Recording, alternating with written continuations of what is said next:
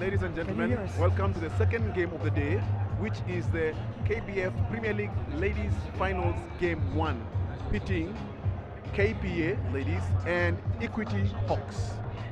Abel, welcome back. Thank you very much, Basire. This is going to be a very exciting encounter. Give us some history about these two teams in the last year or so. Well, Equity has a very interesting journey coming from the lower division, coming to the Premier League. That was about 4 years ago. And in their first season, they were third in the league. In the second season, actually in the Premier League, they won the league. They won it all, surprisingly to the favorites KPA. And so they're a pretty tough team. But in this year's finals, some key elements are the absence of Evelyn Nora, aka Sunday, and Slale Shani, the captain, who went on a maternity leave. Congratulations to her, Mama Kika. So she had to take a sabbatical from basketball this year. So those two players were very instrumental in their victories. So their absence, we shall see how Coach Maina has adjusted to their absence. But in Zone 5, we noticed already that it was a problem because KP had an easy 14-point win over Equity in Kampala at the end of last year when they played the regional tournament together in their final game. So it looks to be an interesting game. You talked to the KPA coach just before the game. What are some of the things that he mentioned that will be to the advantage or the disadvantage in this particular game? Yeah, Coach Anthony Ojukwu of KPA, the experienced coach, veteran, was very clear, adamant and firm about this, that he is the clear favorite to win these finals. Basically, the finals is his to lose. He said his team strength is their backcourt. They plan on running Equity out of the gym. So expect an up-tempo flow from his guards. I've observed those guards myself in their practice sessions. They can really shoot the three ball well, so watch out for them. Number 13, Betty Kananu, very good shooter at the 3 points. You have Georgia Adiambo who can shoot the 3. And Natalie Akinyi also. Watch out for number 14, Celine. And there goes Betty Kananu, just as I finish my statement, who strikes first blood right off from the bat with that 3. You know, and his biggest concern was just the post play of Equity. Deny the post play of Equity. So let's see if Equity is going to do that. Equity starts in a rather unusual lineup with Denise, who starts in the place of Hilda Indasi, who is like the veteran shooting guard for Kenya, one of the top guards in Africa. And so let's see how this plays out. Coach Maina seems to have some tricks up his sleeve, hence he's doing this. Yeah, just before we go to some of the strengths of Equity, as we can see, Equity has started off with Mujomba Samba, Indasi Akinyi Susan, Okoth Belinda, Mercy Wanyama, and Alando Linda. Alando Linda, as you know, is a very good shooter, but also you can see they have started their 2 big post players. And there you go, immediately as you finish speaking, Bosire, they've gone on a high-low, Belinda to Mercy Wanyama, who scores an easy basket below the rim. And yes, indeed, ladies and gentlemen, Mercy Wanyama is the sister of one Victor Wanyama that plays for the Tottenham Hotspurs in the English Premier League. You can see this talent runs in the family. Yeah, on the other hand, KPA have started off with Natalie Akinyi, who is number 7, Bridget Anzanda, who is number 10, Betty Kananu, who is number 13. Celine Okubu is number 14, and Felmas Adiambo, who is number 15. What is it about Equity that you think is going to make them win this game, Abel? The high-low. If they keep establishing that high-low, Equity will stay in the game, as the coach noted it. But you have to watch the matchup between experienced Bridget Nanzala and Mercy. Mercy is strong in the paint, but last year KPA didn't have the benefit of the presence of Bridget Nanzala, who is a bronze medalist with Eagle Wings, an experienced 3-time KBF champion and regional champion. So she's not afraid in the paint. She will play her face-to-face, nose-to-nose. So you need to watch out in that matchup inside the paint as Mercy takes another rebound and Bridget taps it out, and it remains Equity ball. 3-2, 8 minutes to go in the first quarter. This is going to be one of the key battles to watch in this game, how Bridget and Mercy, how it plays out. As you can see, the referee, Eric Omondi, already starting to warn them, because if you notice on the screens, they are being extremely physical towards each other. There goes Samba, the veteran point guard, with a nice pump fake and an easy 2 jump shot. Coach Posina, what do you have to say about Samba Mjomba? I mean, it looks as if her play for the past season, she doesn't look exactly the same player that she was a couple of years ago. Is it age, or is it mental, or is it could be the problem, as Betty Kananu draws a foul on Mercy? That's a good point. I think age has caught up with her, generally. But of course, with age, it means that you have to work extra hard in your practice sessions. So, for example, at her age, you don't need to be going to the gym because the gym helps you solidify your muscles properly and gives that stability to be able to play in this rough and tumble of basketball. Secondly, I think also there is a sign of like she's kind of tired of playing the game. You know, you cannot play the game endlessly. Indeed. You may be forced because of her circumstances, yeah, but Indeed. you know she's already looking disinterested in the sport. So there could be something that is going on personally or whatever it is, but she just looks like she's separated from the sport that she used to love a long time ago. Exactly my feeling. That's why I was asking the question about mental, because I think it's more of a mental disconnection that she has from the game. Because her talent is still right there. It's still top talent on this continent. She can, as Celine dazzles through their defense on a coast to coast, Selena Okumu. She is one bad one, Osiri. Yep. This girl was the MVP 2 years ago in the Zone 5 for KPA, as she carried them to a victory. She has always been, she's been a very interesting player through the years because she's very skilled, come from a humble background, played for Footprints that just won the Ladies Division 1 earlier. Congratulations, Coach Juma Kent and your team. They won the Division 1 Ladies 3-0. And Celine comes from that program and then joined the University of Nairobi. And she's had a very humble path, passing through Cooperative Bank and the rest. Very underrated player, but I think she's very, very skilled offensively. She's actually one of the best players we have offensively in the country. I mean, I don't know how you see this, but I like the way she plays because she's got offensive. She's two-way. She can drive the lane and she can take a jump shot, especially the 17-foot jump shot, the mid-range jump shot. And that is very important for a player. She should be able to play two ways in terms of being able to attack with the dribble and going for the layup, or being able to attack with the dribble and taking the jump shot. And that is something that is a very strong point about her. Many players are usually one-dimensional. They're either good shooters or they're good slashers, and she's both. yes, indeed, and that's one of the biggest advantages. The only point that she holds back on is usually on her defense. As the coach has made a substitution and pulled out Linda Orlando and brought in the very experienced Hilda Indasi, who has come. Hilda Indasi is one of the top scorers in this league all these years. I didn't understand that starting lineup. It was kind of a curious one, especially having the fact that you know that KPA's strength is their guards. You cannot have your strongest guard outside the court. Exactly, as I was noting that battle, Bridget picks up her first foul, an off-the-ball foul on Mercy. Exactly, because Bosida, you have to know this, and I'm thinking you know this. KPA will try all kinds of tactics. You remember back in the days when their head coach, Anthony Ojukwu, used to play himself as a player, he was a defensive player, and he knew how to rattle the best offensive players. So I'm sure, don't you think he has whispered a couple of tricks to his big man in terms of how to get Mercy out of the game early? Yeah, that is a standard for most players who come from Mombasa, because Mombasa players tend to be a bit slower, a bit more methodical and stuff like that, and therefore, whenever they get players who are very tactical, they have to use, you know, some little tricks here and there to ensure that you're not as effective as you're supposed to be. So that for sure, Coach Ojukwu has whispered a few tricks about how to get Mercy out the floor. The only problem I've got is that what's her name? Bridget is not as heavy as Mercy. So it's very easy for Mercy just to use her size and weight to get her as low as possible. Yes, indeed, because then the referee will just call the foul because you'll be fighting her instead of playing against her. Yes, that's correct. But also, as you see number 15 here, Felmas Adiambo is the sister to Ariel Okalu, just played with the KPA men's team. So it's the talent in their family. You know, she's a big man. She was ranked one of the top 10 players in Africa. She and Natalie Akini, number 6 for KPA, number 15, number 6 were ranked top 10. And what do you think about that? I mean, Felmas is a young girl, just came out of high school recently, played 1 year at Masaku Sparks, and then immediately goes to the big stage in her second year on the big stage, is ranked top 10. What does that say about her game? I think first of all, it says that there's a lot of potential in Kenya. You know, to have a young player like that who's about maybe 22, 23, going and being at the top 6 player in Kenya, it means there's potential in Kenya. It just needs to be harnessed and prepared properly for that level of play. Secondly, I think it says a lot about basketball. We have got a lot of very good players who are recognized from the female side.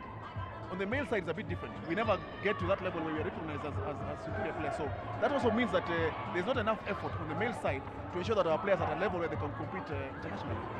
As Mercy misses 2 easy looks, but as you can see, she can easily dominate and get into the paint, but she misses those 2 point-blank baskets. But that brings me to one simple point. Then why don't we invest more on our ladies basketball? Because as you've noted, the ladies are the ones who have always represented the country. They're the ones who went to the World Championship. Was it in 1997? 1994. 1994, they went to the World Championship.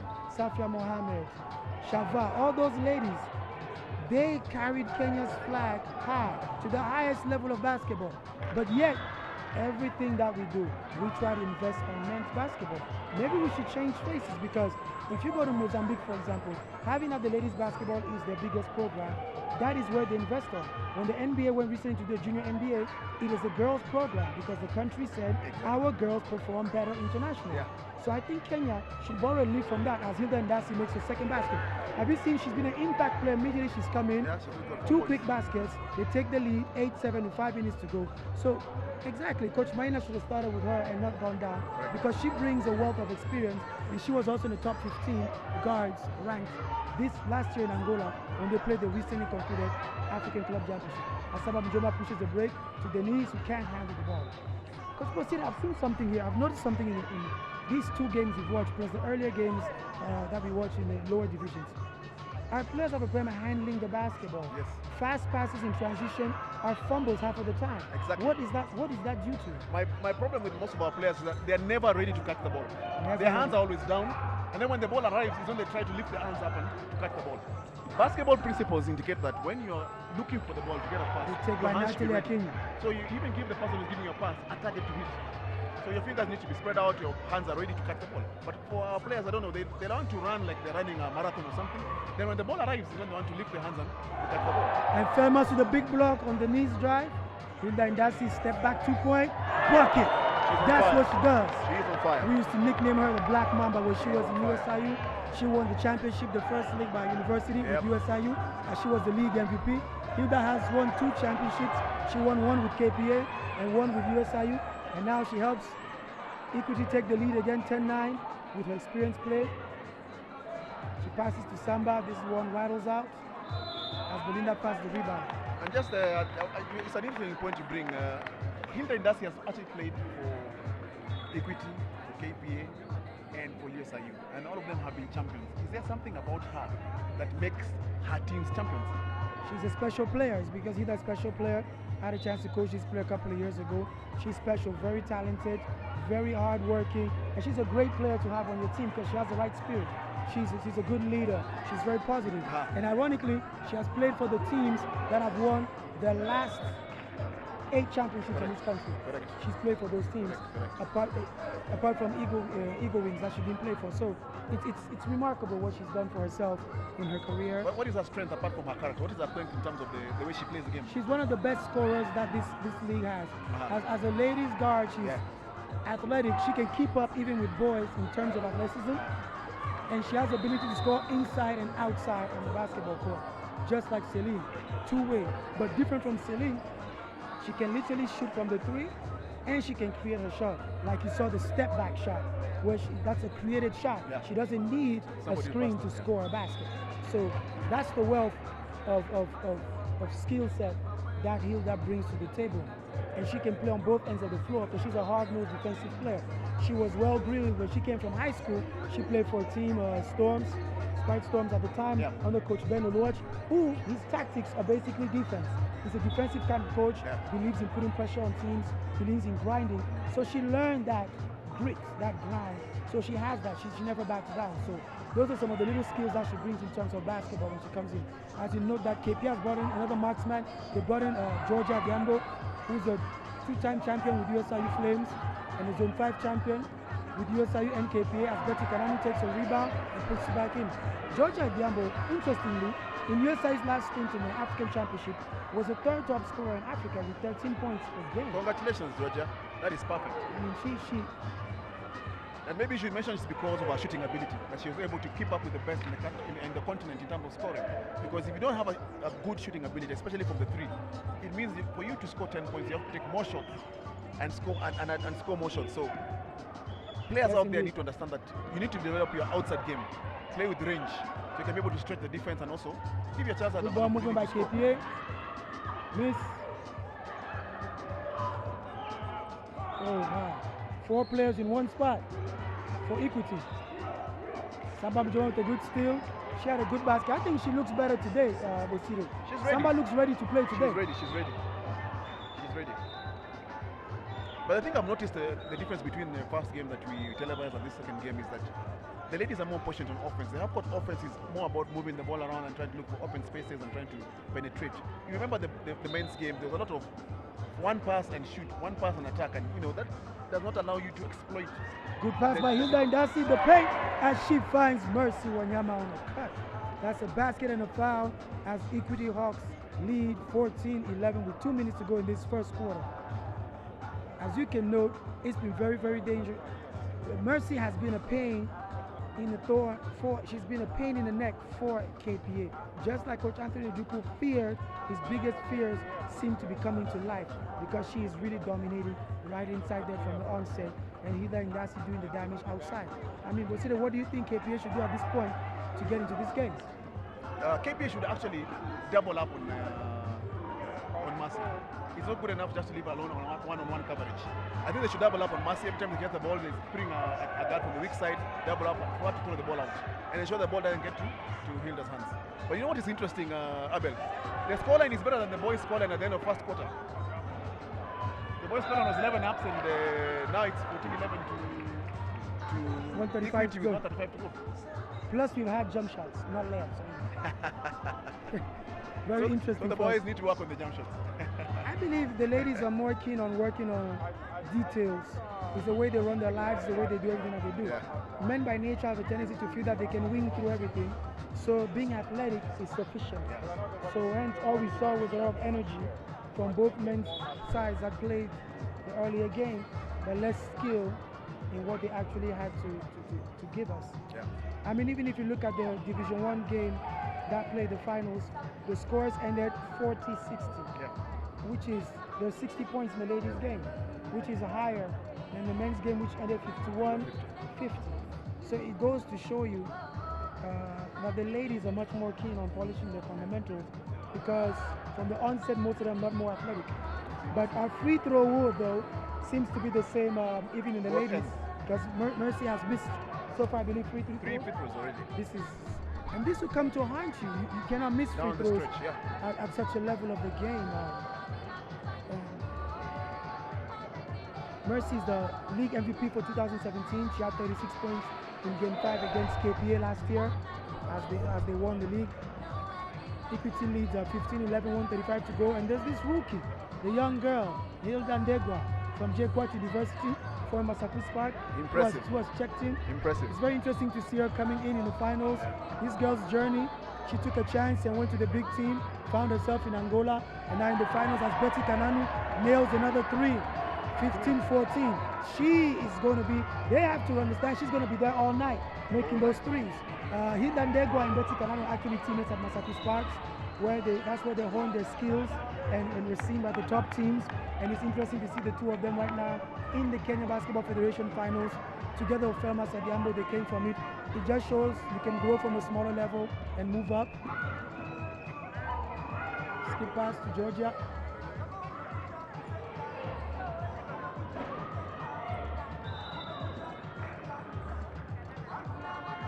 Betty Kanano picks up an offensive foul, not a necessary foul, and KPA being on bonus means Equity Hawks walk across the court and shoot 2 free throws.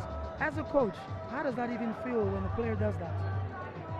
It's very disappointing because at the end of the day, Equity only picked up the board and we were going nowhere. It's not like they were going to score the basket or anything like that. So we had enough time for us because we're more athletic than them to transit back for defense. So I think one of the biggest problems is that our coaches don't work on transition defense. So when we go up court and we score or we lose the ball, how do we get back for defense? How do we stop the ball? How do we direct the ball? How do we deny the passing? How do we sprint to the basket and be able to come and out to stop the three-point shooters? That's a very big problem in Kenya. Oh yes, indeed. We work on general defense in half court, general presses, but we don't work on how we transit from where we were on offense. As Felma Sadiambo takes a 3, the ball should be out of bounds. The ball goes out of bounds. 16-14, 45.8 seconds to go. She takes that 3-point to the displeasure of Coach Anthony Ojukwu. He believes his big man shouldn't shoot so early on offense. She had enough time to still move the ball and work on offense before she takes that jump shot.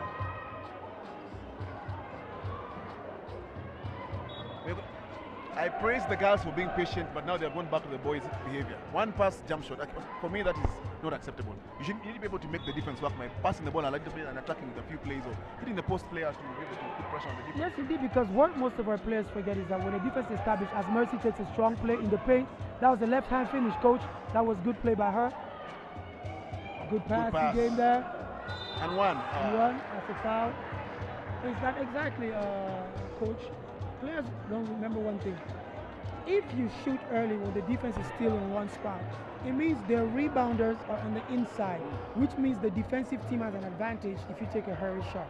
When you move the ball and have screens and ball movement, what you create is a lot of switches and mismatches. Correct. Hence, they'll catch the defense off guard when you take those jump shots, and you have an advantage on offense. So, but the whole thing is that I believe, and I'll ask you this, I believe video sessions could help our teams improve, because you'll be able to really look at our games critically and see the little things that are going wrong. As Natalie makes 2 free throws and KPA ties the game at 16 apiece with 23 seconds to go, and KPA unleashes a full court press immediately, because Coach Ojuku loves to press by nature. Exactly. That's what I thought she'd do, because when you got 2 heavy players on the court like Equity had, then you press the ball, you press it high, so that you can be able to turn over the ball. Because if you can look at Equity's team at the moment, they only have 1 ball handler, basically.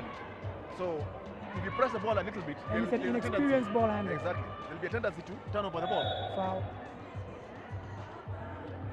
Very frustrating for Coach Juku. That's again another unnecessary foul by Natalie. You cannot foul a player going away from the basket. And he's furious. To the fury of her coach, who is asking her, but with all your experience, why? Why would you foul somebody going away from the basket, coming to our bench? But I believe, Natalie, that's an intimidation foul that she just did. It's just to show you that I'm present. I'm all over it's going to be a long day today. Yep. You and I were going to play this game out. So Hilda makes the first free throw. Hilda has always been a very good free throw shooter. Drains both, 18, 16. Maybe she should learn some of our shooting skills to the boys. So I believe so. I believe so. There goes. The ball has been moving in one position, I mean, Betty to Natalie lasted there, and it's going back again. That's a good drive by Georgia Agambo. She draws the foul, she goes to the line with 4.9 seconds to go. 18, 16, Equity up. I've noticed, Abel, that Coach T9, Kario Okech, is sitting on the Equity bench. Is there something that we don't know? Well, yes, apparently there's been a rumor that he has a recent appointment to be the men's head coach. He's leaving Cooperative Bank after over 15 years of loyal services to the bank and several championships to his own personal title. And he has decided to go and try at Equity Hawks. He's taking the men's outfit, so in solidarity, he's helping out Coach Maina. Coach Maina also, interestingly, who is back as a head coach, because sometime during the season we kind of perplexed by who was the head coach of Equity, but we see he's back, so let us see how this pans out with this new coaching staff that Equity has brought in this new year. It seems to have paid off, because in the last 2 encounters that KPA and Equity played, last 3, it was an easy win for KPA.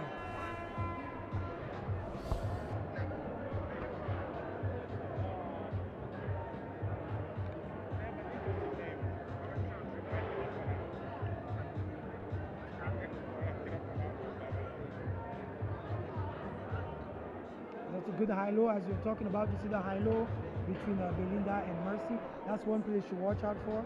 Samam Jomba using her experience on that pull-up jump shot. This play, she actually came to play today.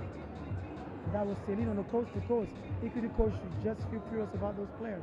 And Hilda Indasi, the experienced jump shot. Fire immediately, yeah? Right there, she came off the bench immediately with that jump shot. As you can see here again, that's another basket by Hilda Indasi. That's interesting. She brought the fire into this game as she came in, and has been the factor that has made the difference between KPA. And there she goes with the step back, 2-point jump shot. That's a very good skill. Even the boys didn't pull up the step backs. And that was Kananu. Kananu has been the only silver lining for KPA. She has 2 3-pointers, 2 free throws, and a 2-point jump shot. So far she already has 10 points in the first quarter out of KPA's 7 points. As you can see, one of the threes that she drained. But interesting from that replay, Abel, in the first move of Equity, they went for that high low between Belinda and Mercy. Why haven't they gone to it again? It is the mystery of players. As a coach, you know that players have a tendency to do their own things all the time, and that's why as a coach, you have to be hands-on when you're coaching them. It has to be a semi-dictatorship where you tell them what is working, because I am as baffled as you are. That high-low worked in the first possession. Let's just go back to it. And the second quarter about to start, 18-17. Equity still up. What do you think Coach Anthony Ejukwu is about to do right now?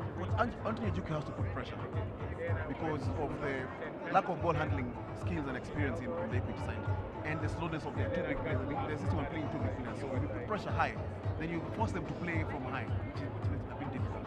Secondly, he needs to ensure that his team can move the ball. Some sequences where they can get open 3 points, because they've already shown that they're very good at the 3-point shot. So if they don't get open 3 points, which can allow them to shoot the 3 or draw the defender out and attack with the dribble, then it becomes a bit difficult to play against Equity. On the other hand, Equity, I think, need to slow down the game and ensure they get to their post players by all means necessary.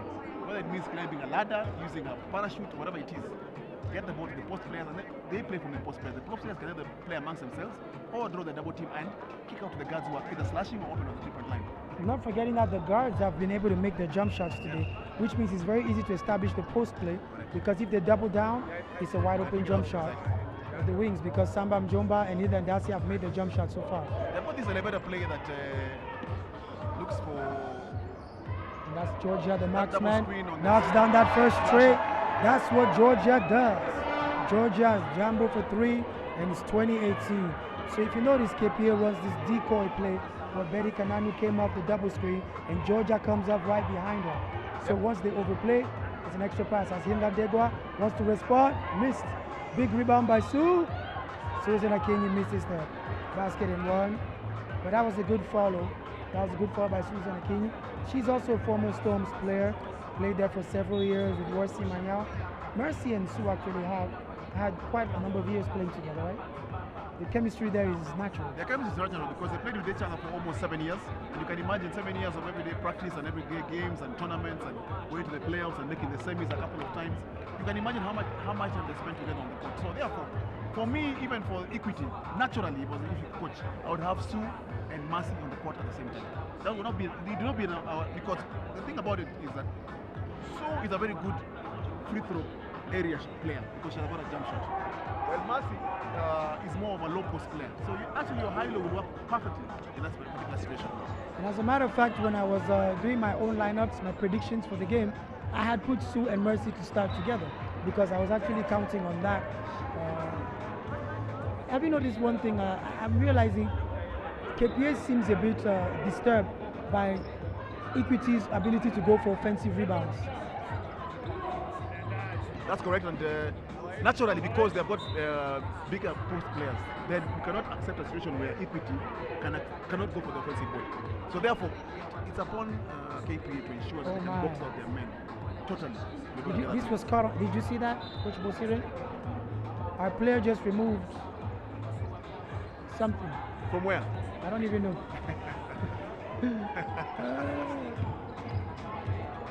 Betty Kanano, keep it simple. There they go, Equity tight defense, Sue pushing out of the paint to avoid the picks. Good pass outside, Samba gives it back. They want to pound on the inside. I think Samba Mjoma should have taken that jump shot. Sue was better off rebounding the ball rather than getting the ball. Yes, indeed. Scores are 19-20, KPA is up now. Natalie Akini with a big move. Unfortunately, rattles out. He down a 1-on-3. What's he going to do about it? Floater, no good. She has some experience there, but it's fine. I think it was a good move for her. Yes, indeed. Felmas has missed this layup 3 times already since this game has started. She's starting from too far. She should finish with a floater rather than trying to finger on the ball. Georgia with another 3. That's what she does. Georgia Diambo, a.k.a. Ching Ching. That nickname was because of the 3s. The money. The money. It's all the way about the the money. string music goes when it goes to the neck. The bank is open. The bank is open. Bank is always open when Ching is outside. Second 3-point. as KPA takes a 23-19 lead. You see Coach Maina is going to make a sub. He's trying to bring in Esther. Esther Butali is a former Ulinzi player. When the military still had a ladies team, she was one of their key players, but she didn't seem to click in Equity for the 2 seasons. What do you think? She has never really played her game. I think As it's Hilda usage. Ndasi responds with a 3-point of her own to bring her team back 23-21 with 7:24 to go. The coach who brought you to a team, why did he bring you to that team or she bring you to that team? That's what's key for me. We find very many coaches in Kenya hiring players but not knowing how to use them because they saw them playing in a different system, but they have not adapted their system to ensure that this player can be able to thrive in that particular situation. Yes, indeed, that's very true. A lot of the times you select players because they're good, Yeah. but not because they adapt to a system necessarily. You know, for example, you have a slow player who doesn't adapt to a fast-paced team, and vice versa. Correct. So, Coach Anthony Ojukwu makes a sub. He puts a rookie, a young big man. She comes into the paint to play defense as Coach Maina also makes a substitution and takes out Sue to bring back Belinda. Felmas goes to work in the paint. She misses that one.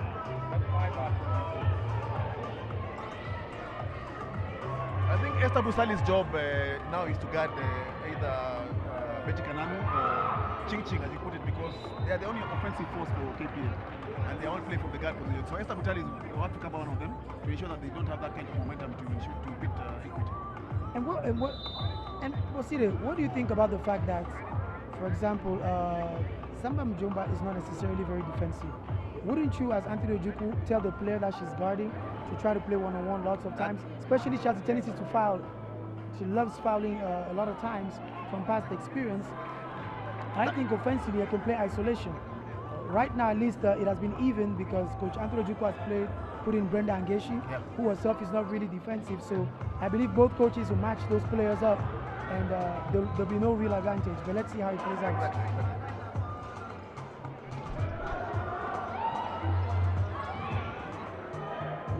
Big block there from Belinda. I think Natalie was going into the paint assuming a foul instead of really trying to protect herself. And that was too lazy. The ref was right not to make a call there. There goes Mercy in the paint. But that's too difficult, playing with the direct passes because she uses too much energy to play. Yeah. You get what I'm saying? She uses too much energy. As Felmas Adiambo takes another rebound. That little girl is a rebounding beast. Machine. 21 years of age. That future generation we talk about for Kenya.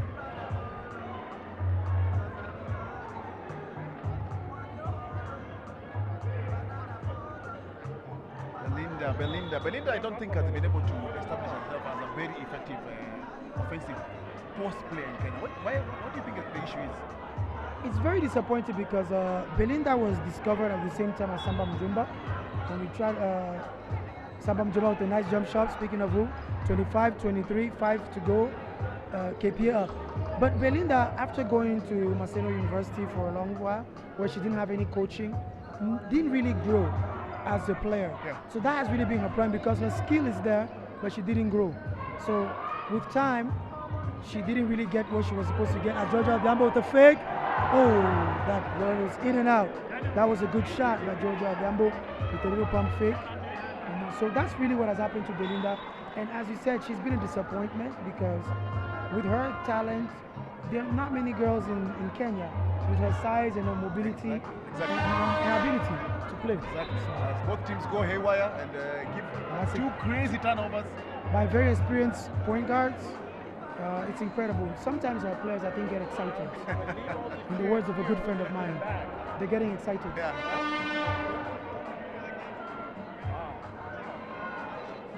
So Samba Mjomba starts playing the point guard finally at the game. Because she didn't start playing the point. It was Denise that was pointing. She was playing off the ball for most part of this game. Mercy goes to work as usual. 25 ups. That's what she was doing last season. She scored 36 points in the last game doing that. The person, I think for Coach Ojukwu, the person who is guarding Esther needs to go and double up on Mercy. Yes, indeed. Let Esther beat us. Because Esther doesn't really go. She doesn't really go to the basket as Natalie fouls Belinda on offensive rebound. KPA looks like they're struggling. They look like they're a bit confused. on defense on what to do. Or not to do it. I don't know, they're playing a zone or man-to-man. They're a bit confused in the middle there somewhere. But also I think Equity has done a good job in slowing down the game. So when it becomes a 5.5 against 5.5, I think Equity has got an advantage there. Because KPA are not moving the ball very well yet to create for themselves chances. So unless they go on transition, I thought the coach said he's going to go on transition and run down Equity. Well, the issue here is that a lot of his players have ran. Like we saw, Felmas has missed 3 simple layups. So there's been the run, the passes have been coming out, but they haven't been efficient. As Coach Anthony Ojukwu calls a timeout, the scores are 25-26. Equity Hawks are up with 4:46 to go in the second quarter. And Coach Anthony Ojukwu seems to have an issue with the table.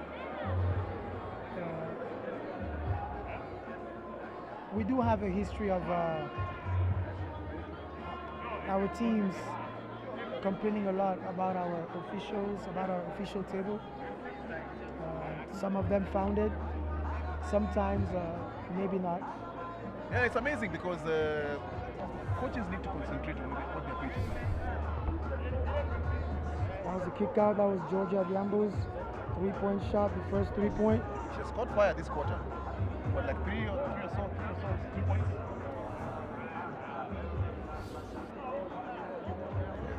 As the replays go out there, Georgia Diambo has actually been a very positive effect for KPA in this quarter. With jump shots, whether it's step backs or creating my own dribble or coming off the pass. How did Georgia Diambo get to this level where she can be able to blindly just put up a 3 without, no fear? Hard work.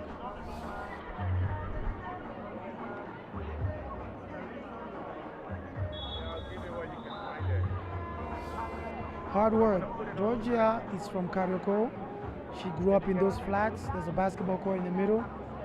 She works tirelessly on her jump shots, and that's why she's at this level. She's always been making those 3s in practice. If you meet her during the day, she puts up at least 300-400 shots. Since the years of playing in Buruburu to the years to coming all the way to playing in the Premier League with USIU. So that's her job. She's a marksman, and if you don't watch out for her, she will change your game.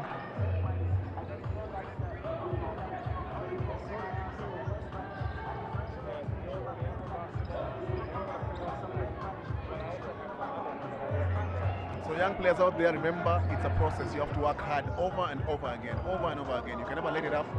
You can't give it up. You don't expect to go to the supermarket and buy your jump shot or your dribble or your passing ability. You have to work on it. Yes, indeed. But there's a curious thing happening here. Coach Anthony Ojukwu has gone to lineup with Georgia Diambo and Brenda Angeshi, who are not really known for their defense, and yet he's a defensive coach. Don't you think this is weighing in on why Equity has caught up in the scores? Very easily so, because as you just spoke about that, you have subbed Georgia Diambo, but that's a very important point, because you can't have 2 players who cannot play defense, because you're forcing the other 3 players to cover for the 2 players.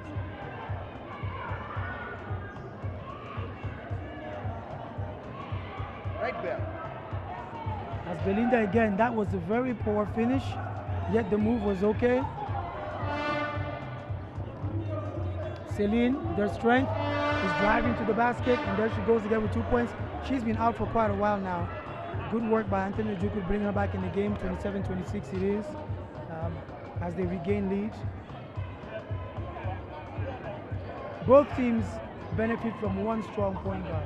So expect to see during this game, none of these point guards really taking a substitution for anybody else, because they're the hearts and souls of their teams. As Natalie is very careless and doesn't go and meet the ball. Anthony Ojukwu has got a 4-guard, 1-post player. Very interesting. He has a 4-guard lineup. So Betty Kanano is going to assume the 4 on defense, which means she's going to guard either Mercy or Belinda. Let's see how that plays out. But then if I'm Betty at this point, I will attack Belinda at all, every time she gets the ball, because she's the one guarding her. And that's Celine. That was a good jump shot that she misses. Mercy with a strong rebound.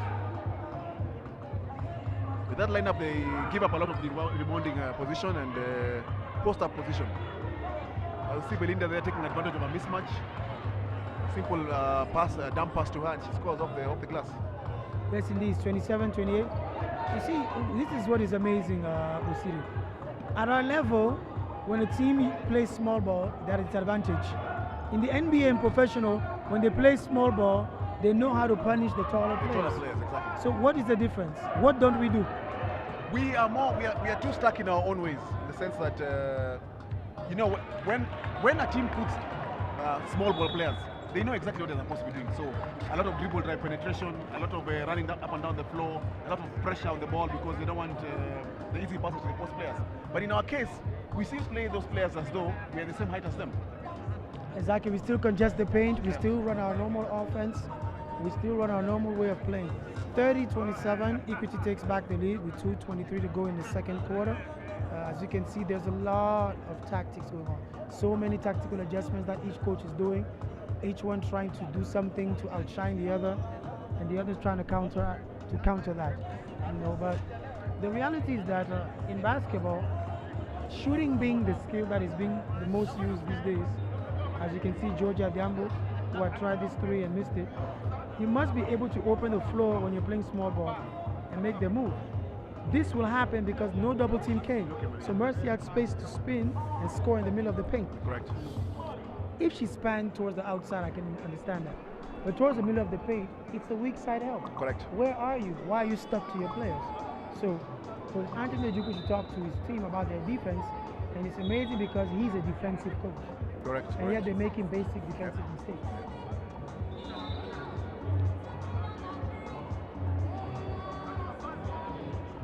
But like they say, you have to wait until the fat lady sings. The game is still a long way away, and anything can happen. Anything can happen at any time. Who knew the last game would be lost on 6 missed free throws at the end of the game? I didn't. I believed it was going to be an easy game. Yeah.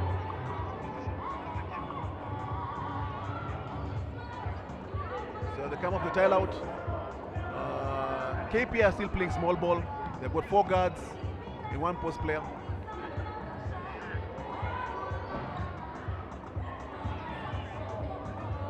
Oh my goodness, too many missed layups. Point blank miss by Bridget Nazarene.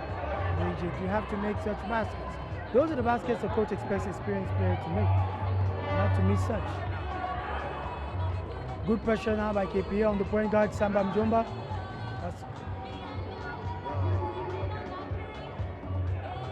As we said earlier, they need to put pressure. Samba Mjomba, she doesn't really like pressure if it's noticed over the years. Good job there. 3 seconds in the paint. 3 seconds in the paint. Belinda has been starting in the paint. This one is called, yes, because Mercy got the ball in the key. So Belinda can't stay in the paint because she's at a rebounding position already. So that's a good sub. Now this is one of the best subs Coach Anthony Ojukwu has made, because I think Anne Rose has been one of the most underrated players. In terms of her ability to drive and to be a utility player, Yes. there are very few up to her level in this ladies league for the last few years. What are your thoughts on that? Actually, it's amazing that she's one of the few players apart from Celine who has got the ability to attack the paint with a dribble and score the basket. You know, most ladies fear contact. They don't want to get hit. They don't want to, get scratched or whatever it is. Yeah, they don't understand that. That's part of the game. That's how you score easy baskets, especially when you've got slow players against you or taller players against you. As Anthony Ojukwu burns one of his second half timeouts because he's very disgusted by his team's defense, where they just allow Mercy Wanyama to hit a jump shot all by herself at the free throw line to take a 32-27 lead with 1:15 to go in the second quarter. One of the things that has been intriguing to me watching basketball in this country for a couple of years is the emotions of Coach Anthony Ojukwu dictate a lot how his team plays. And it's usually not a good sign when he starts getting this angry, and because he starts to react. What are your thoughts about that? Because that's an observation over the years. One of the things that made them get beat in Game 5 of last year's finals was because of his emotion. He lost it, he started throwing a tantrum, he started directing the tantrum to his players, to the coaches, to the bench, to the officials, to the bench, to the table. So he needs to understand that his emotion is transferred to his players. And when his players start struggling, because he's got an emotional, then they lose the whole aspect and perspective of playing the game. Yes, indeed. So Coach Anthony Ojukwu Your assistant should talk to you. He's assisted there by one Philip Ombanjo, who is usually the under 18 girls coach for Kenya, and champion with Kayatiwi and Shimba Hills initially. He has been a champion in the girls basketball for many years. Almost 10 years, almost a decade actually. Almost a decade, and has won the Soya Awards quite a couple of times. Twice. As the best high school Yes. in the country. Yes. And also the Eastern Central Games for the high school level, we won about 3 or 4. So So it's a guy who has really been there in terms of building the game at the girls level. that should have been a bounce pass. That's a jump ball situation. Betty Kanadu should have given a bounce pass or finished the layup. And the referee called a foul on Betty Kanadu. I think that's our second foul. There's a jump ball that they called. No, he called a foul. It's a foul? Yeah, he called On a Betty? foul. Because we are going to It's shoot her two. second foul. So I'm not very sure that that was a foul because she passed the ball, it was deflected, and they all flew for the ball. So it's a loose ball. It's Betty Kananu's third foul. The foul is on Betty on Betty no, it's on Kananu. Natalie. It's on Natalie. The foul is on number 6, Natalie. As you can see, she's getting sub for the other point guard. It's her foul that they gave. Apparently the ref called, she fell on them. When Betty was in the tangle, she came to get the loose ball, and hence prompting the ref to make that call. This is a big blow for KPA if Natalie has to sit out as Belinda makes her free throws. It's a big blow for KPA because Natalie is their most solid point guard. I saw this personally in Uganda when Natalie sat out. The Ugandan teams just put pressure on this new point guard, Lucy. Brenda. Yes, and she missed the ball. Celine, with a hard play. They It's get a point. 34-29 with 46 seconds to go. But KPA is not putting enough pressure on Equity. Exactly, that's my point. That's a walk by Belinda. You can't be playing small ball and you're allowing them to come up court and pass the ball to the post and etc. You need to be pressing full court. Because in between Andros, Betty, Celine, and Lucy Ohanga, you should be able to put pressure on the other players. Yes, indeed. And there goes the three by Betty Kananu. As she nails it. 32-34, 25 seconds to go. I think she's the top scorer of this game with 13 points so far. About 13 points. So Equity should watch out for her during this game.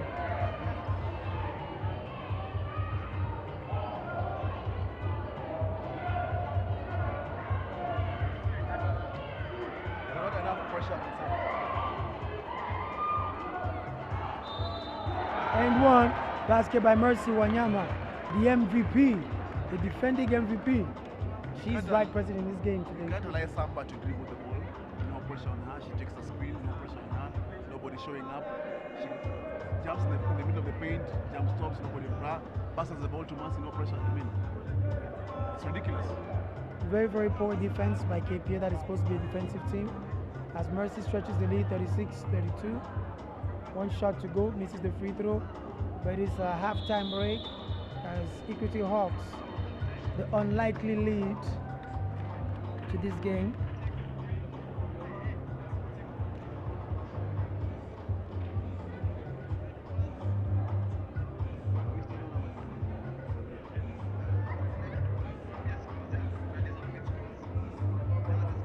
(36-32), Equity Hawks lead at the halftime.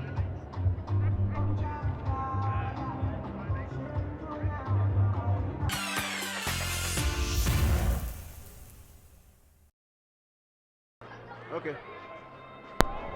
So, ladies and gentlemen, welcome back to Game 1 of the KBF Ladies Premier League Finals between KPA and Equity Hawks. So, Abel, what do you think the plan for Equity should be for the next 20 minutes? Equity should aim to still pound the ball inside, but I would try to divert a little bit for a few seconds because KPA anticipates that and allow Hilda Ndasi to play because she started the game so well. So let me let her play because once she starts making baskets with Samba, it pulls the defense out, which allows the Equity post to reestablish themselves.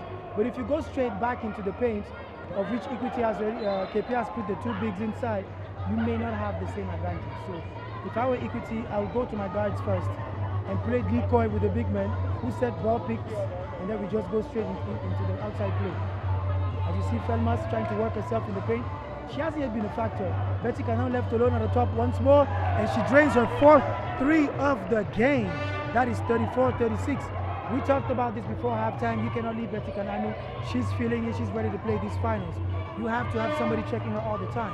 She's hot. She's hot. But even the time she was playing for Kenyatta University, Oryx, and Massachusetts Sparks, she still had that ability to put the ball on the floor, shoot it, drive the lane, and etc. Yes, she was not really a three-point shooter at the time. She used to score a lot of baskets to the grind and driving. Because remember, she's a tall guard. Betty Canano is around 5'10". As a guard, as a lady guard, that's a very tall person. You know, as we saw earlier, Samba trying to drive, but that's what she should do. Just on her finish, she should stop driving to expect the foul. She didn't go convincingly to finish. So I think Coach Maina has understood it. But as you're saying, you see, if they go into this high-low, KPA has come into this second half knowing this play. They will only have many turnovers. They should defer to the guards as equity to give themselves a chance to confuse KPA, because players usually focus for a few minutes. This is very interesting that Samba Mjomba decides to guard Betty, the top scorer of the other team. Like, do you think it's a good defensive matchup? That is terrible. That is terrible. Felmas takes the ball to the hoop. And for me, when KPA see that Samba Mjomba is marking Betty, we should go into some form of isolation play, where we isolate Betty with Samba and Betty breaks her man. And that's the kind of thing I was talking about earlier. We don't have that ability to adjust to what the other team has thrown on defense for us. We still tend to play the same way because we have to call our plays and whatever it is. And that, for me, is yes, indeed, which is quite sad because we force the issue. Yes. We force the issue. We just say, let's run the plays, let's run the plays. But as you said, that mismatch, Betty can drive on her, Betty can post up. Yeah, there's a myriad of things that Betty is capable of doing to make a difference.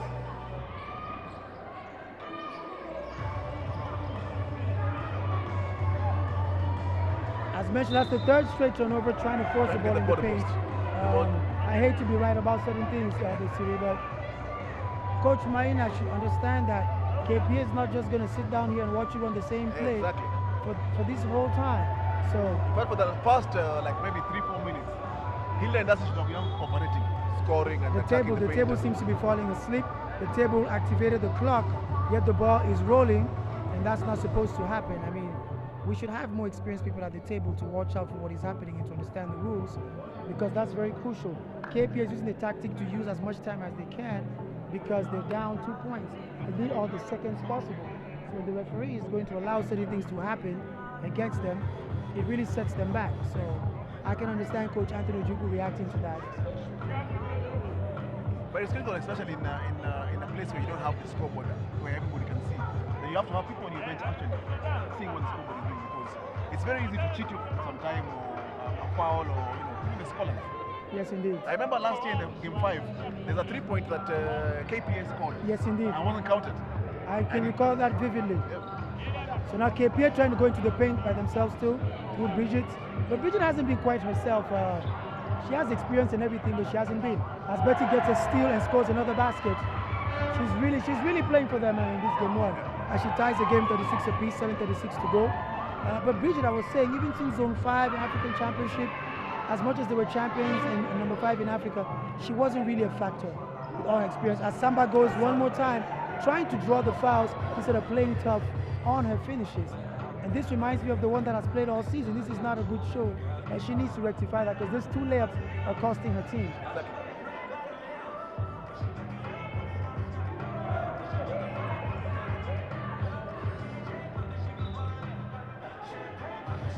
Atelia Kini, that was not a good play. That's not an experienced play. You don't need to force the play. Just run your sets peacefully and make it happen. The slippery nature of this court is really, really disturbing the teams. Yeah, it's terrible. And that's what has caused this turnover at this moment, because, oh my, Bridget managed to take the ball and misses again. And, Bridget Nanzala, I don't know, do you think it's the maternity leave that disturbed her? Because she did have a baby last year and she stayed for a season out. For a season out. That's a problem, especially if the older you get, you need to actually keep active. Because down the stretch in a game, even if you just come back, you're going to be able to keep up with the pace. So it's actually a disadvantage to her because she plays for a team like KPA and doesn't practice regularly because the team is based in Mombasa and she's based in Nairobi. So So that makes it quite difficult for her. Having work that she goes to all the time, and we all know our players, especially the ladies, don't have self-discipline to actually train themselves. Yeah. So yeah, Bridget is missing free throws, which is very unlike her. So KPA has gone back to the pressure game, but that's an easy 3-on-1.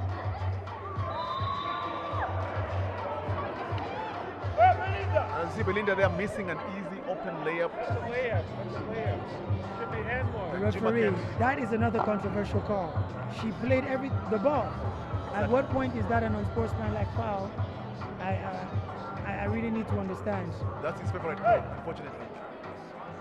As Betty Kanam takes her 4th foul, Anthony Ojukwu should pull out of the game. But also, this is what some things that we advise players. Kananu cannot be the top scorer of the team and decide to try to foul people the whole time. Exactly. What is unnecessary hustle play about? Exactly. We spoke about this in the men's game. You can recover a basket but you cannot recover fouls. That is not smart play. Now she has to sit out. Most likely we'll see her back in the 4th quarter. That gives Equity the edge. Equity is up 36-37. As Georgia Adhiambo checks in. She also had a good start. Let's see if she can maintain it. Good steal, good defensive hustle by Celine.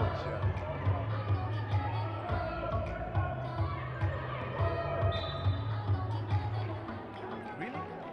That is not a good call by the referee. Once again, the referee is anticipating calls. That is not a good call because Mercy, as we can see from our position, literally missed control of the ball. It was a dribble that she missed. But so now with this lineup that you have got on the floor of KPA, Coach Abel, what do you do? What kind of instruction will you give them? With the lineup we have got KPA on the floor, what kind of instruction will you give them on how to play in this particular instance? KPA should be looking for the double screens for Georgia Adhiambo to get open and play that kind of play. And on that, once there's a rotation, we can feed the post. I don't think you should give up. That's a 2-point jump shot by Hilda Ndasi. 39-36. We shouldn't give up on playing with Bridget in the paint. Because she has missed, yes, but it's okay. She'll get into the rhythm and then she can make that shot. Good hustle defense by KPA. As Mercy Wanyama picks up another foul. That should be what, her 3rd foul? As Esther Charlie checks in. Esther subs Alando. We've seen Linda Lando hasn't been quite the same player for the last 3 years. She's really had problems. Mercy picked up her 3rd foul. As Bridget tries to go to work, kicks it back out. I think Bridget should try to go to work on Mercy because Mercy has the 3 fouls. Georgia with the 3. She picked up from right where she left it. Drains another 3 to tie the game at 39. With 5:51 to go in the 3rd quarter. Anthony Ojukwu shooters have really come to play today. Georgia has 3 threes. Betty has 4 3-pointers.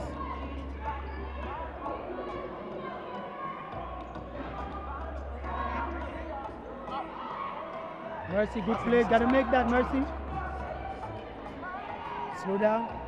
As Georgia Adhiambo slows the ball down. Waiting for Natalie to come. She relocates. Wide open again. Easy 2-point jump shot. Philly with a good rebound. But that was an ill-advised shot by Felmas Adhiambo, who is helter-skelter, looking for her own points. Natalie knows the foul situation.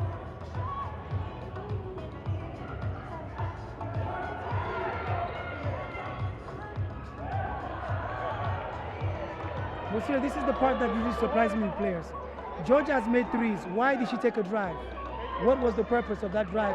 As Samam Joba makes a jump shot to get back the lead, 41-39. What's the purpose of some of them? There was no passing lane after the drive. There was no scoring lane after the drive. She had to finish the shot because she had people in the paint already on the ball.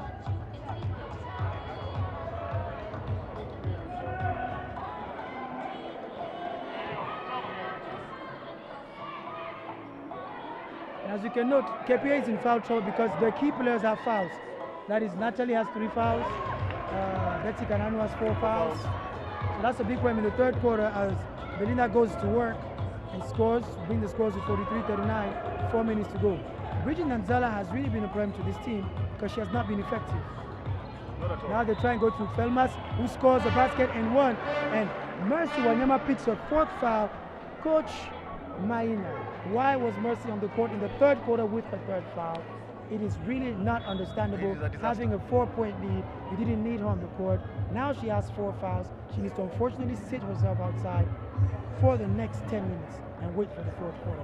I mean, so what do you think about the tactics of our coaches? Are the 2 coaches really making the right reads? Because Betty was allowed to pick up a 4th foul in the 3rd quarter and Mercy a 3rd foul. Are they really doing it tactically? I don't think so. I think it's very critical that you understand what your falling situation is, especially for your top players.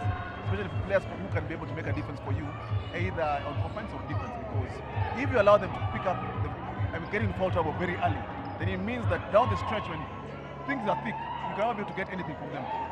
So, for example, you have already played Joyce a couple of times, because Joyce can also pick up like another 3 fouls or something, which would have saved. But then why did Coach Maina go to Joyce instead of going back then to Sue, who has been in this game earlier? That's a good question.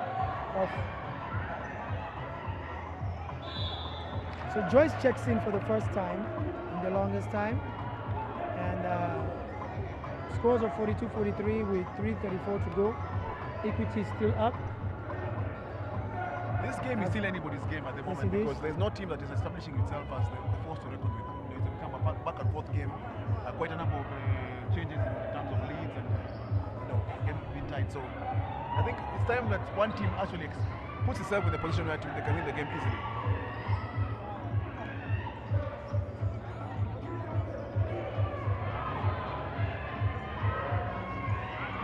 So Equity working the ball.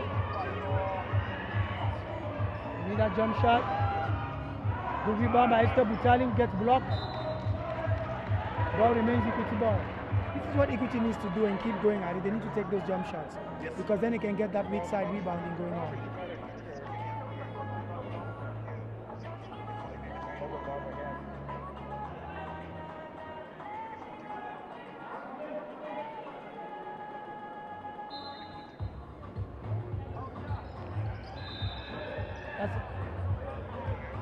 The referee calls the foul on Georgia, the amber holding foul on Belinda. You can't allow that screen to work where you're going to have a switch and have a mismatch. Yes, indeed. That was bad defense by KPA. And the same thing is ran.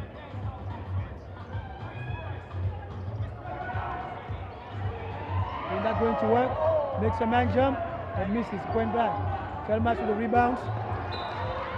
Good steal by Hilda Indasi as the ball stays Equity ball. KPA finding it difficult to get the ball and to play with 2:57 to go. Scores are still 43-42. Equity Hawks leading.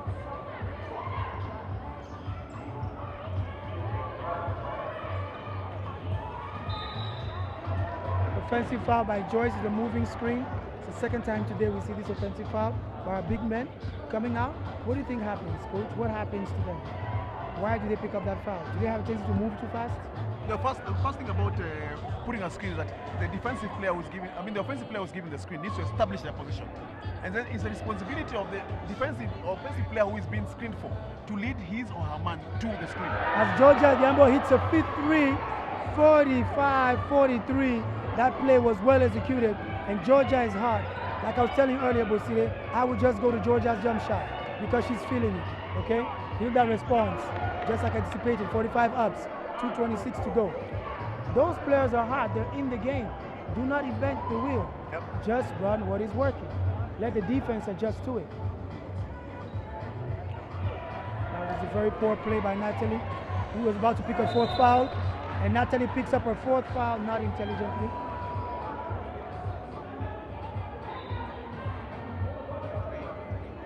You see Esther Butali being subbed by Denise Apondi. And Natalie has Denise 4 has been fouls. out since the first quarter. Yes, indeed. Denise started the game, so why do coaches start some players? I don't understand. Natalie has 4 fouls. That's not intelligent by Natalie. She's a veteran player. She cannot pick a 4th foul 2 minutes to go in the 3rd quarter.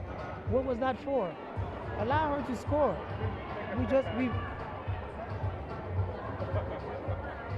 As Hilda misses the first free throw, 2:10 to go. Drains the second one, 46-45. Good pass.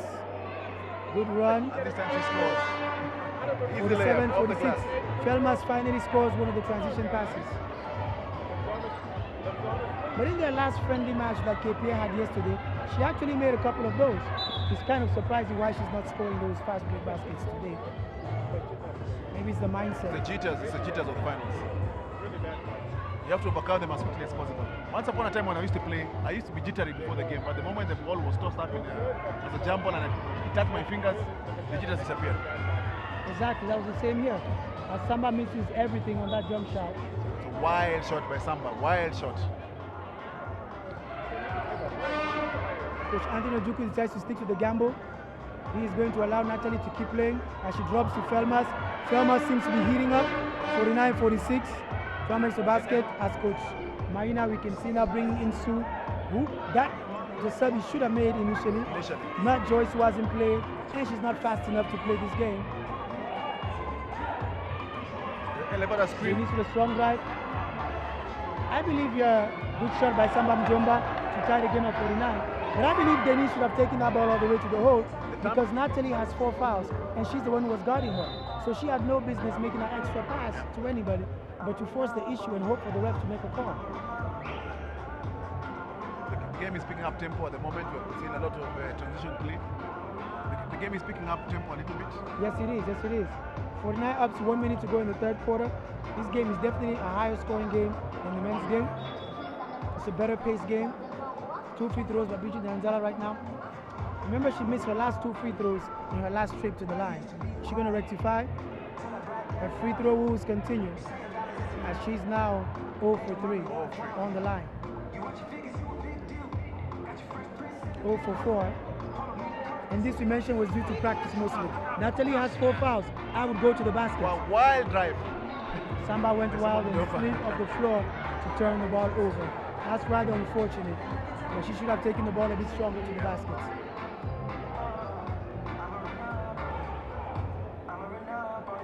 Do you think the crowd is entertained by this crowd, Busiri? Or entertained by this game? Yeah, it's very exciting. And Felmas at work, take another offensive rebound. Sue, you were watching the game. You need to go out there and take the rebound, lady. Felmas is now doing the damage, 51-49, 37 seconds to go. They're tirelessly looking for Hilda, who gets the ball, misses everything. Bridget with the rebound and pushes the ball up the floor as she's being bumped. Ref doesn't make the call. Play on, ref says. Hilda got the ball on that possession. Belinda scores, 51 ups, 13 seconds to go. Celine, that's her strength, as she draws the foul from Samba Mjomba. 51 ups, 6.9 seconds to go.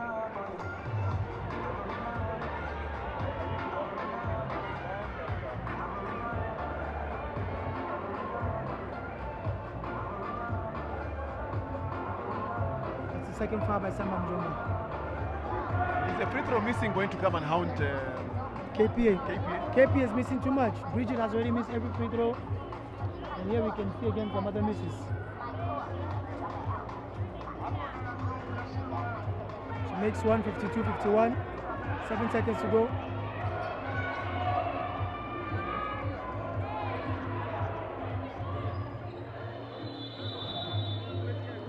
As the third quarter comes to an end, the score is 52-51 to KPA. Abel, what do you think has worked for KPA in this particular quarter? Well, one is that they've stopped the inside play of Equity. Their double teams are more diligent. Yes, Hilda has made some jump shots, but as a coach and as a team, you always have to give up something. So you have to pick what it is.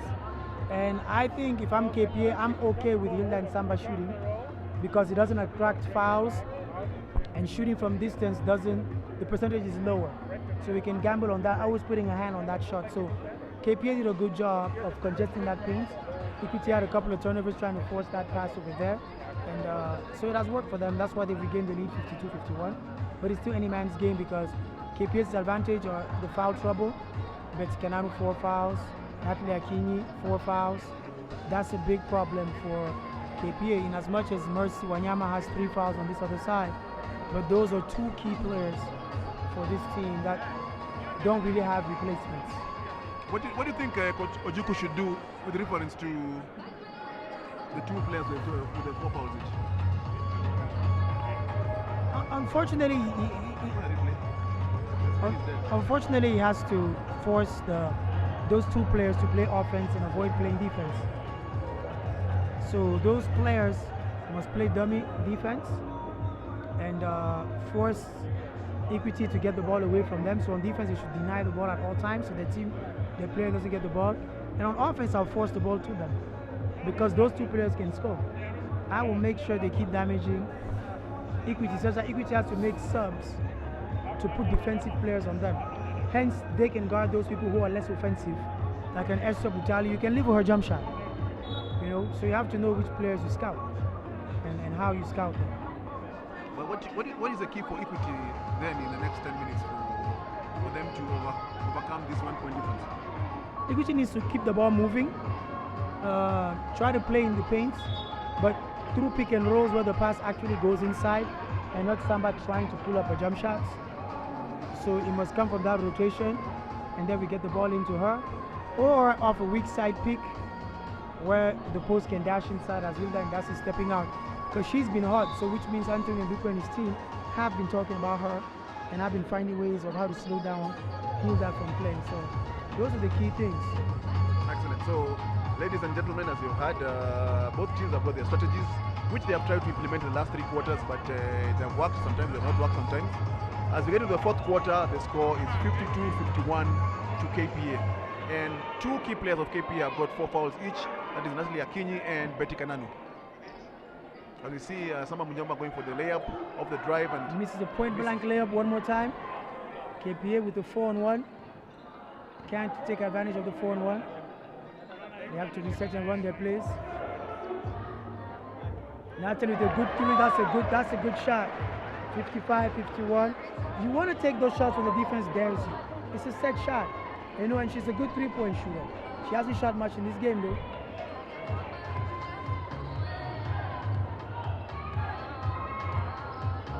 I remember in last year's finals, game 5, KPA dared Sunday to take the jump shot because we all thought that she can't do the jump shot.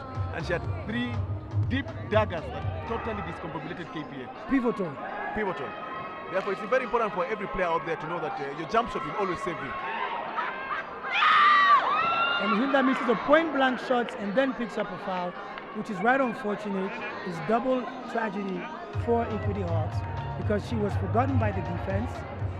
And matter of fact, she could have dribbled towards the basket because Natalie was standing right below and would have been tempted. Hilda picks up a 3rd foul. So on fouls, the teams are becoming even at this moment, slowly. That's an easy drive. And Felma's a bad finish. I think Coach Anthony Juku is doing this. He's allowing Betty, who has 4 fouls too, to stay outside, so that if Natalie fouls out, Betty can come in. So at least one of them always stays on the floor, which is smart. As Belinda just fumbles all by herself. But Natalie gives it right back to her below the basket. That's a very terrible play. 55-53. That's a good 1-2 pass there. As Bridget finally makes a basket and 1 to take the lead. 57-53 to KPA. 8:35 to go in this 4th quarter. As you can see there, Coach Ojuku is mad with Natalie Akinyi because she's not playing at the level she's supposed to be playing at. She's making very bad decisions. She has turned over the ball almost 6 times. And as a point guard, really, what should drive you as a point guard when you're playing in such a game? You must be sober. You must be the person who guides your teammates. And finally, Bridget makes her first free throw. That's 1 out of 5. If she can click and make those free throws and the easy plays that they've been feeding her with, then KPA can stretch this lead. Currently, it's 58-53. That's, I think, the biggest lead of the game so far. As Samba controls and tries to dazzle around Georgia as KPA puts pressure defense. Good take by Denise. 58-55, 8 to go.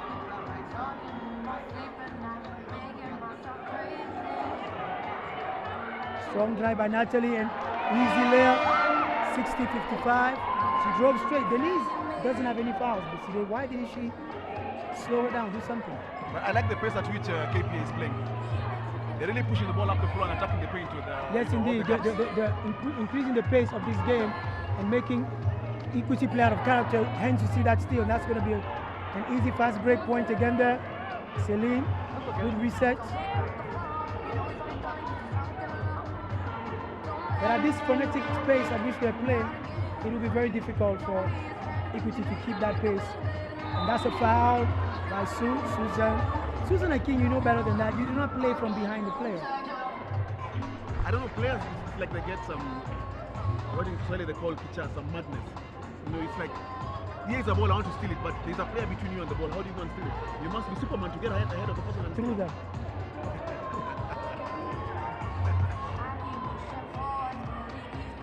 So KPA runs this beautiful play. Again, nothing. But you know, to KPA, it doesn't matter if the offense lasts 2-3 minutes. They're up 5 points. Yeah, 5 points. It's to their advantage. Again, it's amazing the way we can see the guards these days giving bounce passes to tall players. It's really, and the help defense is another guard. So when you do that, that guard just comes and snatches the ball, and that's Bridges' third foul. With 7 to go, 60-50, 60-55. KPA leads in the fourth quarter. As Ndasi gets the ball, pulls up for one of her shots. Another 2-point jump shot, 60-57. Hilda is a spark that is keeping Yes. Equity alive. They have to do something about Hilda. I think Felmas takes an ill-advised jump shot over there. But KPA managed to reset as Natalie forces it inside, and Felmas with a big The finish. numbers advantage, 5-on-4. Yes, indeed, 62-57. Felmas has woken up since the third quarter. She's playing very well, her position is well, and she's finishing the ball high off the glass. Yes, indeed.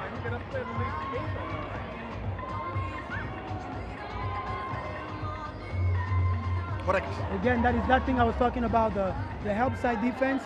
Whenever Equity wants to force the ball inside, as Felmas takes it all the way and Mercy draws her fourth picks foul. her fourth foul on a fast break. This is called a frustration foul because Mercy hasn't been able to catch the ball properly in the paint.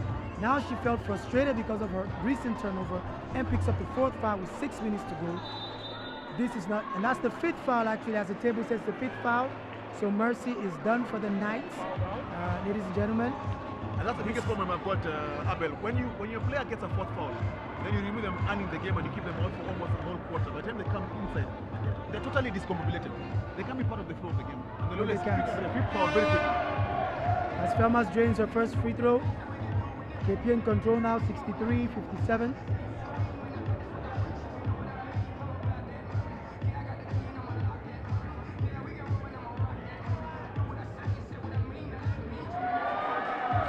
Felmas Adiambo, one of the top 10 big men in Africa, doing her thing. She's carried KPA in the last 2 quarters. As KPA keep their pressure defense. With that step back one more time. This time she misses as Felmas takes her rebound. And KPA out running again. You can see Georgia in the corner. Is she going to get the ball? That's Georgia. As she dials from the 3-point line. That is Georgia Adambo, 6'3". As KPA stretched the lead 67-57 with 5:30 to go. Bosire, I see it as if KPA is taking control. But Belinda has been the only spark with Hilda in this game, as you've noticed. She's really taken advantage of that matchup of hers. What do you think about that? In the second half especially. Especially in the second half, Hilda of course has taken a jump shots and been very aggressive. And of course Belinda has tried to get her post position very well. But the thing that, like I said before, that's a good play by KPA. As Felmas fails to finish with a great drop pass by Bridget Nazara. That was very well rounded. As Hilda takes it strong to the hoop and one. That's what she does. 67-61 as Hilda goes to the line on a foul by Celine with 4:56 to go. Like I was saying before, the pace that KP is playing at is a problem. Equity cannot keep up with it because they're running up the floor and attacking the seams, the dribble or a pick and roll. So it's impossible for Equity to keep up with them.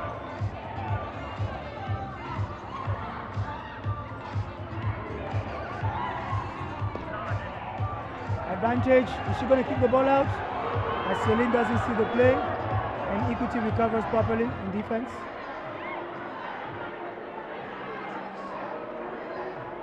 KPA calls the same play.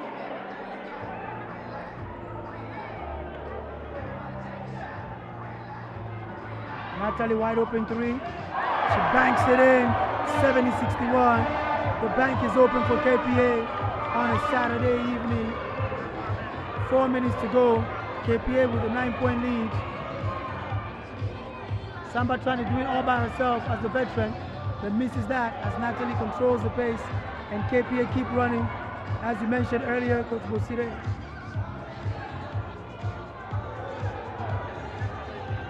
They're slowing it down. I think they're playing for time. They have a 9-point lead. But KPA, ladies, is doing the one thing I was telling you about Bosire, which is in as much as they have a lead, they're trying to score.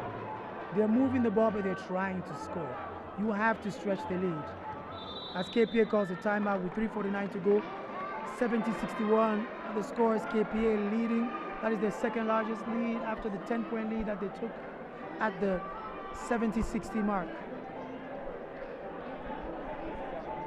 So what do you think Coach Maina is telling his players now? They're 9 points down. They're being overrun by a very swift and aggressive KPA. I don't know what exactly he's telling them, but I will tell you this. What I would have told them is, in last year's finals, one thing KPA did wrongly was the ability to break Equity's press. So if I was Coach Maina, I would ask them to go back into that press and let's see if KPA, after a year, has become smarter and knows how to break that press. That's what I would have thrown at them. But I don't know if he's going to say the same thing this year, but that is exactly what I would have said at this point to get back in the game. Do you think that he took the timeout too late? Yes, indeed. In a game that is this tight, you take a timeout after a 4-0 run. It's all that you really need.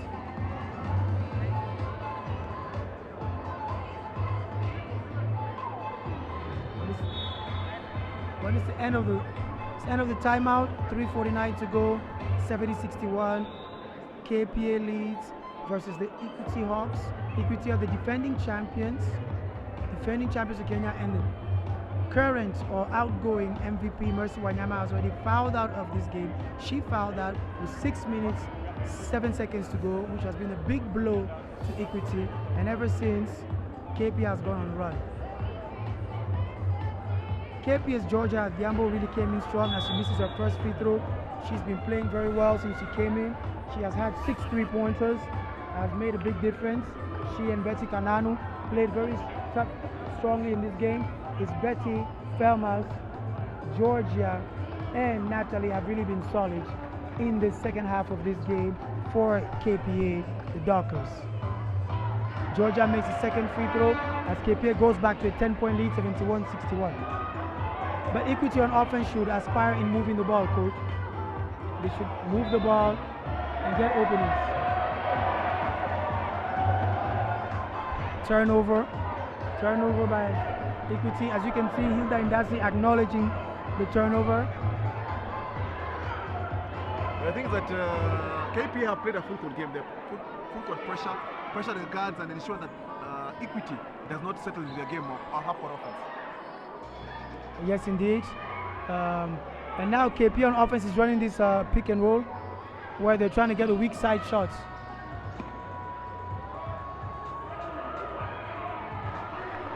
Again, it's just Belinda establishing herself in there in the mismatch, knowing Natalie has 4 fouls, she couldn't do anything on defense. 71-63, 3:06 to go in this fourth quarter. That's a wide open lane. Is she going to take advantage? And that's a turnover by KPA. I think Natalie rushed herself on offense as her teammates were getting themselves in position. KPA right now is playing with a level of complacence that might cost them because it's allowing Equity to get back in the game progressively. As Belinda is trying to establish herself in the post, Linda Alando has come inside to play, and Felmas takes another huge rebound as the referee calls a travel on this rebound. What do you talk about the notion of space of players? Because I think in the rules, when you land, you must have place to land. I don't think Felmas had space to land. When the referee's making this travel call, she landed, the defense was right below her. It cannot be a travel. And that's a turnover. There's an expression in the hood when we always play, we say, ball don't lie. When the ball goes out like this, you're like, ball was ours, ref. You're making the wrong call. So that's what we say in the streets when we play in our normal scrimmages, you know that. So very interesting, Coach Ojuku has subbed Natalie. He has trusted that his lead is quite solid. and with her 4 fouls, he has made that sub. What do you think is in his mind? I am totally clueless. I'm totally clueless because I don't understand why. Or maybe he wants, she'll come back in with like a minute to go so that. That's what I was about to say.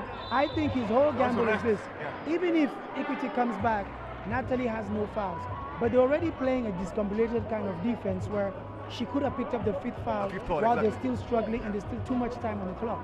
But by making this sub, he still knows if anything happens, he can bring her back. As Felmas draws the 3rd foul in the paint there and she goes to the free throw line, drains the first free throw. I think in this second half, Felmas has around 12 to 13 points that she scores. Easily. So she's played very well. She's really been that player. She misses the second. As KPA still lead, 72-63. And Hilda with a strong play, but she misses unfortunately. And it's KPA ball. As Georgia got hit.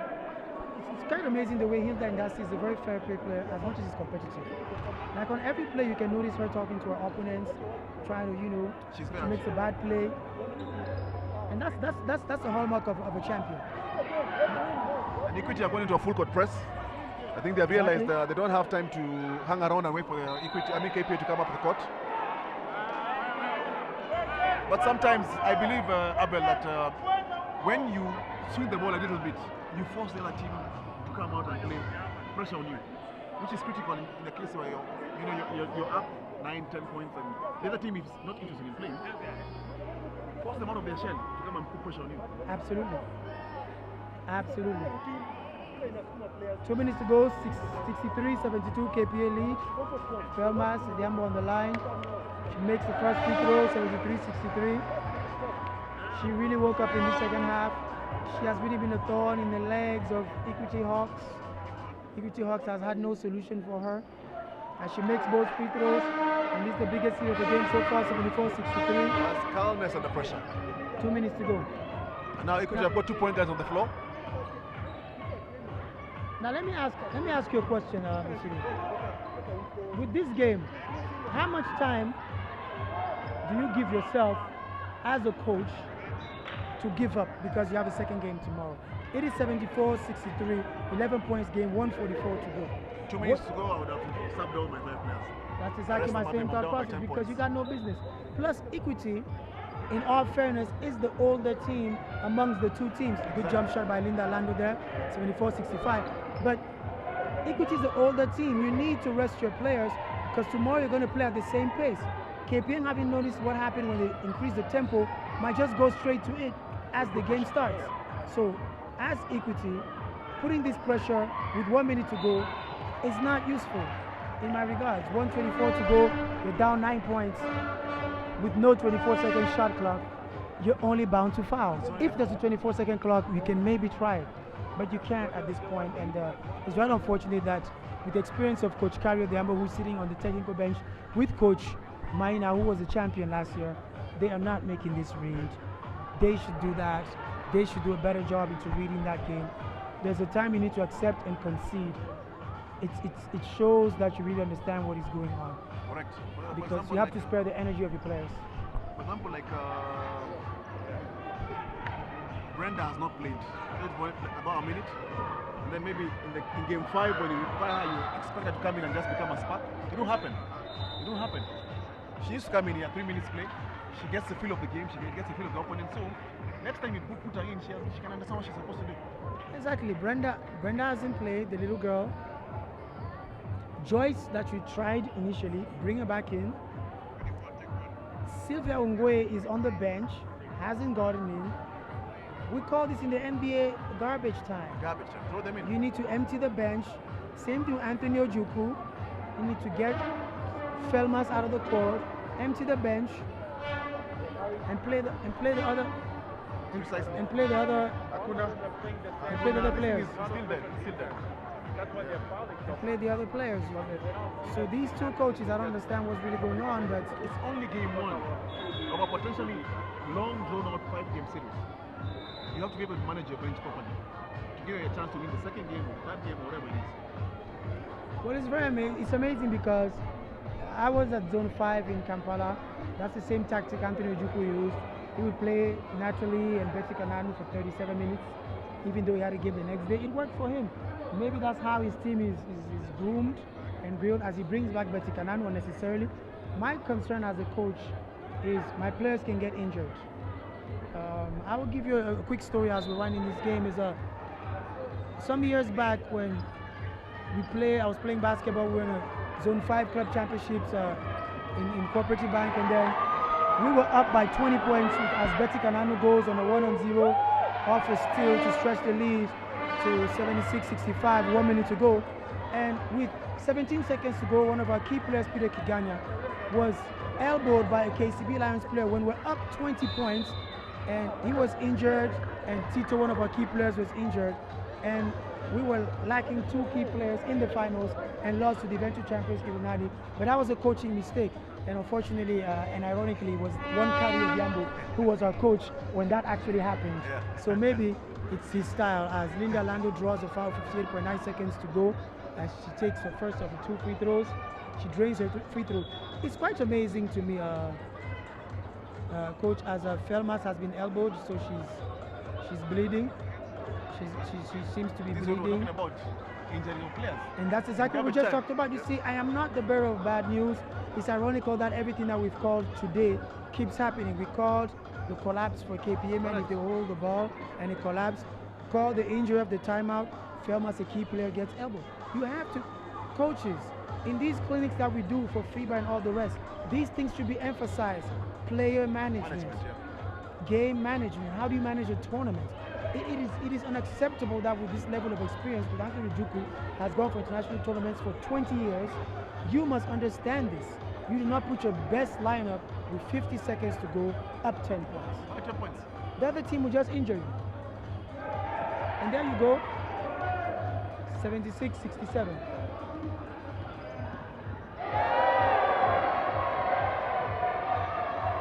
Betty plays the point guard now.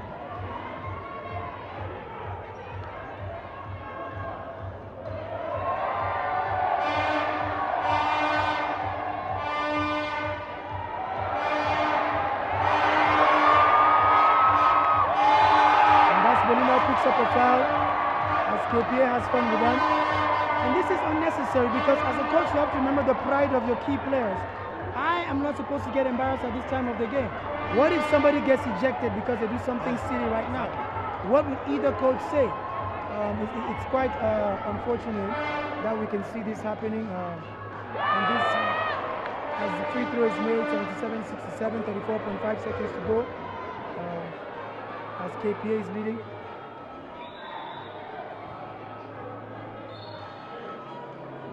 As equity coach calls a timeout, do you think Coach Maina has a play to cover this 10 points game? I don't understand what he's doing. I'm a bit confused.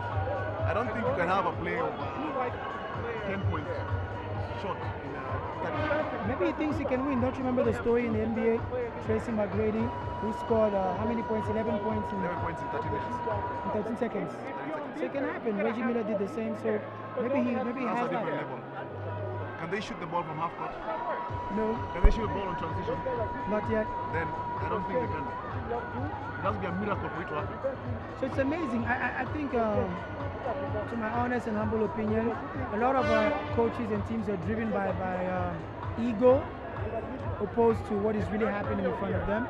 Because these two coaches are taking unnecessary risks with their starters by trying to prove each other a point. Ironically, Coach Anthony Ojuku and Coach Maina of Equity were teammates at KPA. They're both Mombasa people. They're both guys who understand the same culture of the game.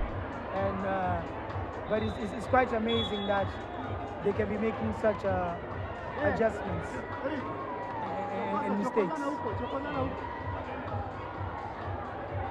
Because Andros has barely played for KPA.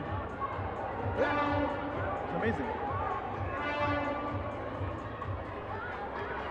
I actually thought in my infinite knowledge that Coach Maina was calling the timeout to clear the bench. Nothing has I'm changed. surprised he didn't do that. Nothing has changed. So let us see what he's drawing. So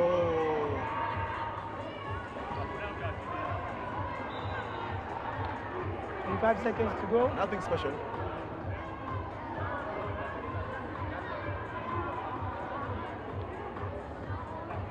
But even as the players, I believe when you sit out there at this moment in the game, you ask yourself, why is coach still playing?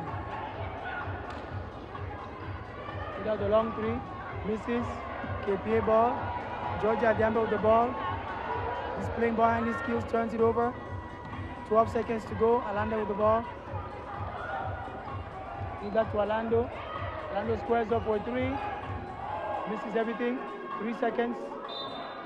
3 seconds to go. 1.6 seconds to go. 77-67. As a champion, you should have allowed this game to end. Equity, you're the champ. You can't win. We greet each other. We let the ball roll. This is what champions do. We watch it in the NBA every day. Not try to go for a jump shot. Game over, 77-67, as KPA take the first game, just as Coach Ojukwu had predicted, as being the favorite and running them out through the guards. They indeed dominated through the guards. Georgia Adhiambo has 6 threes. Bessie Kananu 5 3-points, so 11 3-points. Natalie has 3 threes. Those are 14 3-points that have been scored by KPA, opposed to around 4 3-points scored by Equity Hawks. That brings the difference in this game. Let's meet tomorrow for game 2 of both the men and the men's games.